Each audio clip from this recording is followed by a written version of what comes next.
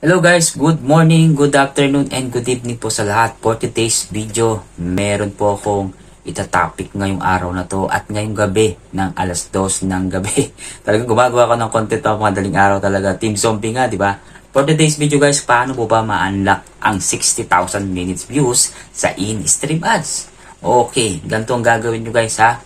First, gumawa ka naman content sa your short video o sa reels na possible na magka-viral yan guys. Malaking tulong po yan pagdating sa mga reels. Kapag nag-viral po yan, sigurado maraming benefit po sa yan. Siyempre followers at siyempre minutes views. At pangalawa ay kailangan mo mag-upload ng mga videos dito sa long video. Doon po sa mismong timeline, makikita mo doon. Basta 3 minutes pataas, okay lang yun. O kaya 2 minutes, okay lang. Pero kapag nag-viral yan guys, sigurado maa-unlock mo na yung in-stream ads na 60,000 minutes views. At siyempre, hindi mawawala ang live.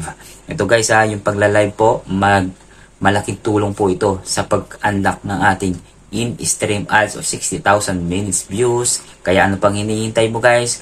Gumawa ka ng content sa short or reels. Gumawa ka sa timeline, dun sa 3 minutes, and also mag-live ka. Yun lang naman ang paraan para ma-unlock mo ang in-stream ads. Okay? Ito po, Edward Laksina, at sana po ay may natutunan kayo dito sa video na to. Kung hindi ka pa naka-follow, i-follow mo na ako guys. Okay? Maraming salamat po sa inyo, and thank you and God bless you all.